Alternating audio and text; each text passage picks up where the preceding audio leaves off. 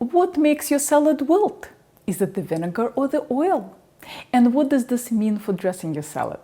Kenji Lopez Alt is pro-emulsions. Alison Roman is anti-emulsions. When it comes to salads, no one sees eye to eye. Today, we'll unpack the salad conundrum and learn about the science of salad dressings and leaves. Here's Kenji on emulsions. The salad dressed in the badly emulsified vinaigrette showed definite signs of wilting, while the salad dressed in the proper vinaigrette was still crisp and fresh tasting. And here's Alison. No vinaigrettes! Not only do you not need 2 bowls for what you can do in one, but salads are to be dressed and seasoned like all other food. First with salt and acid, citrus or vinegar, and then with fat to round out all the flavors. Well, this is an easy enough thing to test. Why don't we make a salad using Kenji's way and Alison's way? Let them sit for a few minutes and then taste them. While my salads are resting, let me tell you about the amazing creators at Minute Food channel who are providing the graphics for this video. From brewing the best cup of coffee to preheating pans and choosing when to cook with oil versus butter, Minute Food scientists leave no stone unturned. But the best part is that their videos are an absolute joy to watch, so check them out at the link below. Okay, back to the salad. This one is dressed with perfectly emulsified vinaigrette, and this one is dressed using Alison's method of vinegar and salt first and oil next. Flavor-wise, they're different because one has mustard and the other one doesn't. But texture-wise, I don't notice any difference. They're both equally crisp. Believe it or not, Alison and Kenji are not far off in their views. Let me sum up Kenji's argument in favor of emulsions. Salad dressings contain 2 major components, acid and fat. Which one of these do you think will cause your lettuce to wilt? Most people intuitively say acid. Imagine putting sliced onions into vinegar. But lettuce is not sliced onions. Each lettuce leaf has a natural waxy coating that protects it from the water. Watering lettuce in your garden will not cause it to wilt because of that protective barrier. Oil, on the other hand, can easily penetrate the leaf because that waxy coating is oil-based. Kenji's solution to this problem is to put the oil in jail. That's basically what an emulsion is. You trap the oil molecules inside the water molecules using a surfactant like Dijon mustard. In our case, the vinegar or citrus juice does the job of the water. Now the oil can't touch the lettuce directly and the salad will stay crisp longer. Of course, a vinaigrette is not a stable emulsion, and if you wait too long, your dressing will separate and your salad will eventually wilt. Alison has a different but equally effective solution. Instead of putting the oil in jail, she uses vinegar as a security guard to protect the surface of the leaves.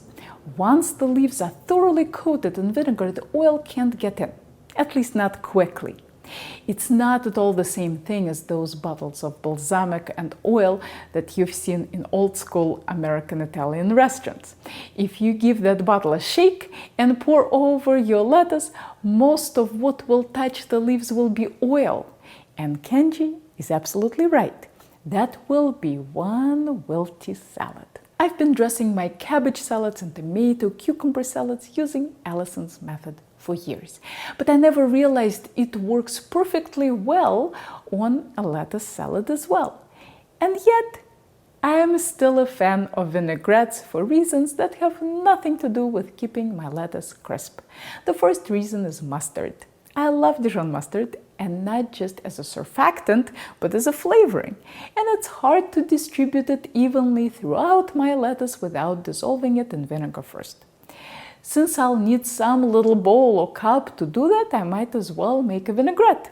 The second reason is that an emulsified dressing sticks to the leaves so much better than just vinegar and oil.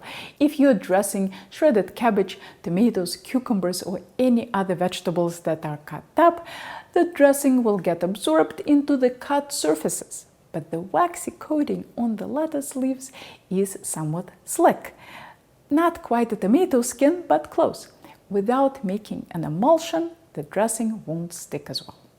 Here's what I found enlightening about Alison's way of dressing salads. I always assumed that I liked a lot of oil in my vinaigrettes, something like 1 part acidity to 3 parts oil, or at least 2. But once I separated the acid from the oil and had the chance to see each one in action, I realized that I want my salads to be very acidic and very salty, but not very oily.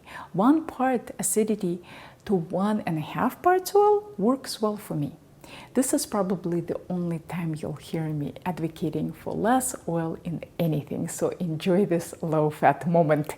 My low-oil dressings are not particularly creamy.